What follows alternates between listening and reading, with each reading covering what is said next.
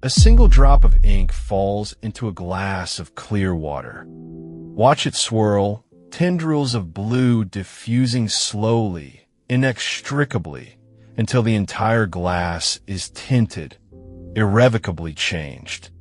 Anxiety can feel much the same, a single thought permeating your mind until it colors every action, every decision, every moment. Imagine standing in a crowded amphitheater, the roar of the crowd pressing in from all sides, yet your own voice remains silent, trapped.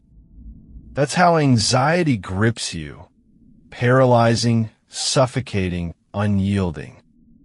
But there's a voice echoing from the depths of history, whispering a different truth. Epictetus, a slave in the heart of the Roman Empire, found himself shackled, not just by iron, but by fate.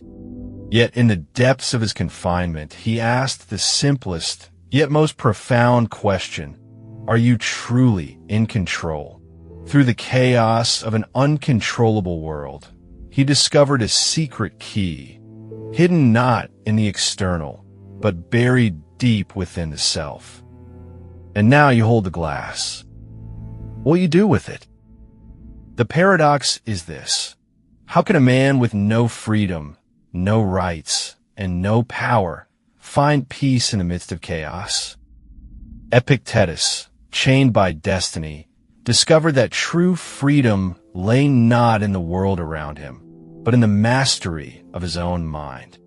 The chains that bound his body could not bind his spirit.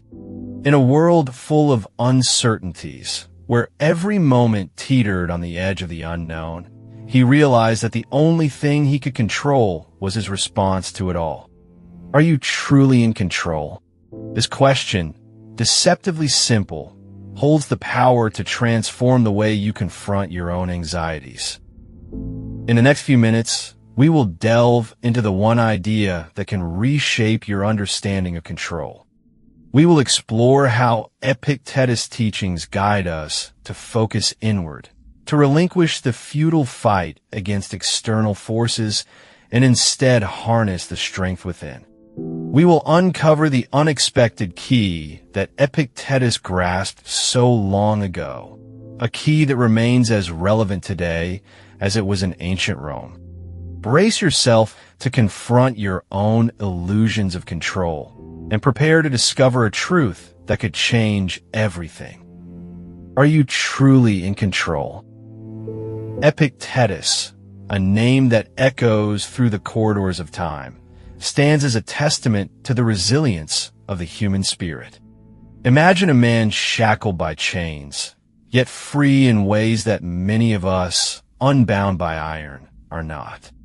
His insight was profound, yet disarmingly simple. The only true control we possess is over our own minds. While the world around him spun in chaos and subjugation, Epictetus discovered that anxiety finds fertile ground in the things we mistakenly believe we control.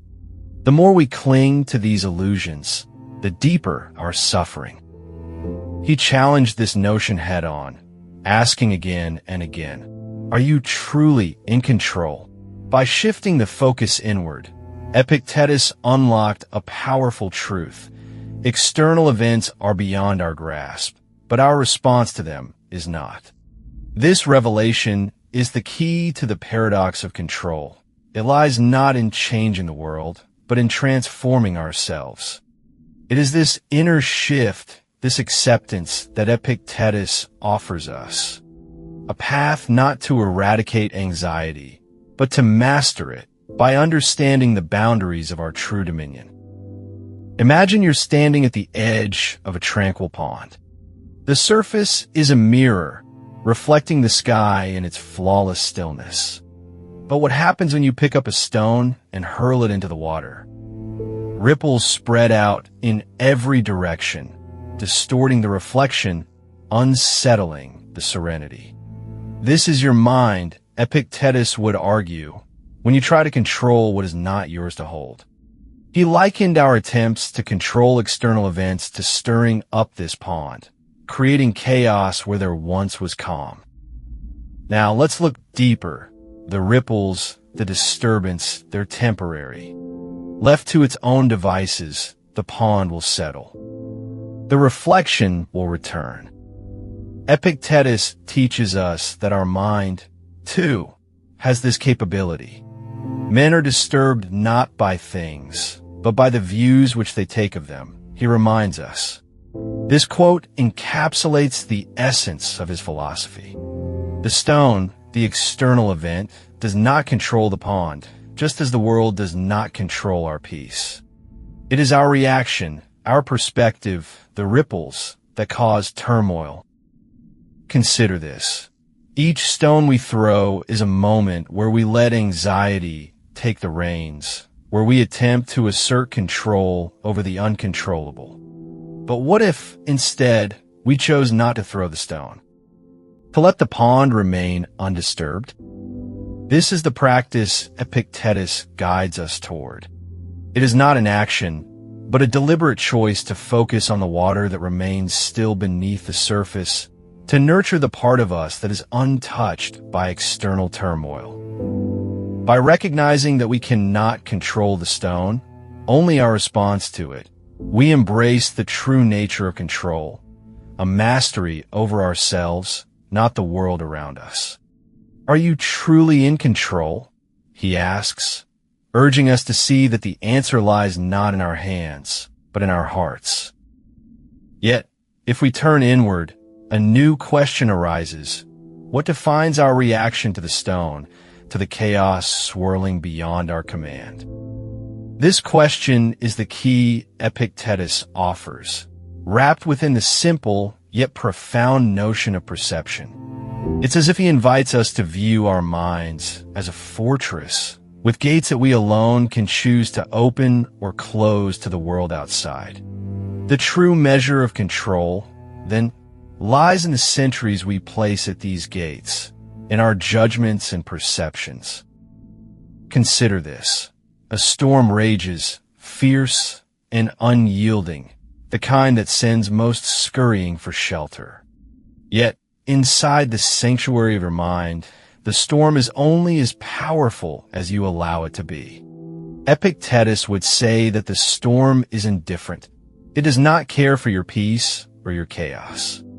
It is through our perception alone that we choose to be overwhelmed, to let the tempest flood our thoughts, or to remain steadfast and unmoved.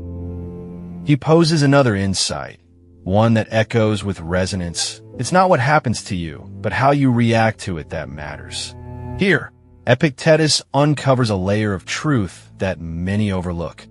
We often find ourselves tangled in the belief that external events dictate our internal state.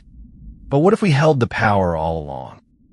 What if the real battleground was never outside, but within, where our perceptions shape our reality? Are you truly in control? Epictetus's refrain lingers, challenging us to redefine what control means. It is not the absence of storms, but the ability to remain calm amid them, to foster an inner tranquility that no external force can shatter. To master anxiety, we must first master ourselves, fully understanding that within the fortress of our minds, we are the sole architects of our peace. Imagine, for a moment, waking up tomorrow and facing the day without the usual script of your life dictating your every move. What if, instead of reacting to the chaos of emails, deadlines, and relentless notifications, you paused? In that pause, you reclaim a fraction of your day, a fragment of control. This is the practice Epictetus offers us, the art of conscious pause. Start your morning differently. As soon as you awaken, before reaching for your phone or letting the world in, take a deep breath. Inhale, hold it, and exhale slowly.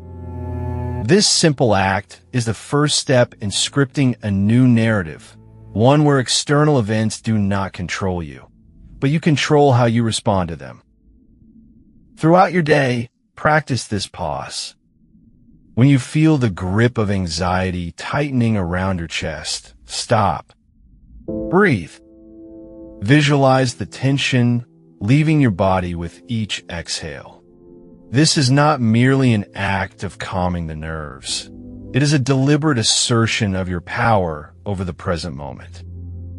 By doing this consistently, you begin to rewrite your internal script, one where you dictate the terms of your engagement with the world. Each pause is a rebellion against the tyranny of anxiety. Are you truly in control? This is where you answer, not with words, but through practice.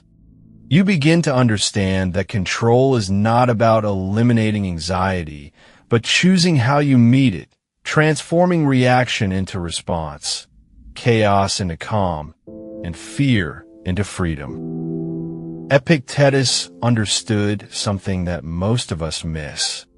Control is not about the external world. It's not about bending circumstances to our will or avoiding discomfort at all costs. Control is an internal frontier. It is the ability to navigate the shifting tides of our emotional landscapes with grace and resilience. This is the unexpected key to managing anxiety, especially when life's circumstances seem insurmountable, like being bound by chains in ancient Rome.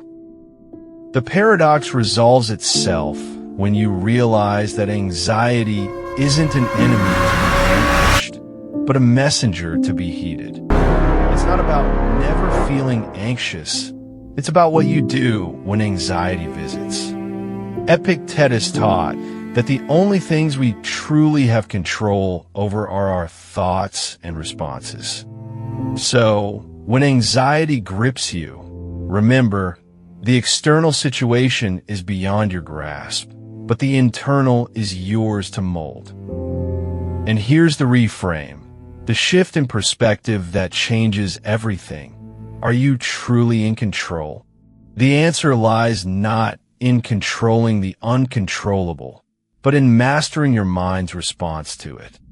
It's about recognizing the space between stimulus and response, and choosing what to fill that space with. In that choice, you reclaim your power.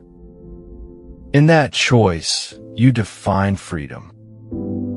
You hold the key, not to shackle anxiety, but to dance with it, to learn from it, and ultimately, to find peace within its presence. This is the unexpected lesson from the slave philosopher. True control is internal, and in embracing it, you discover that you are, in fact, always free. Epictetus, bound in chains yet free in spirit, leaves us with a haunting truth. No man is free who is not master of himself. His words echo through time, reaching into the depths of our modern struggles. Each day, we are confronted with the chaos of a world beyond our control.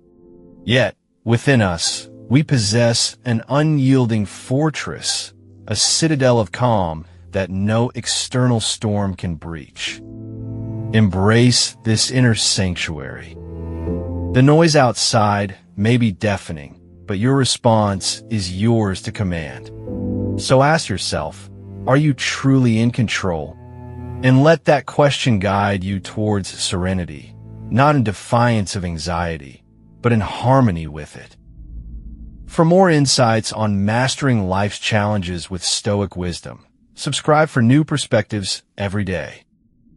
Short texto and Attila, 1 card 1, 2 card 2, 3 card 3 term and calm, full video on the channel plus #Stoicism.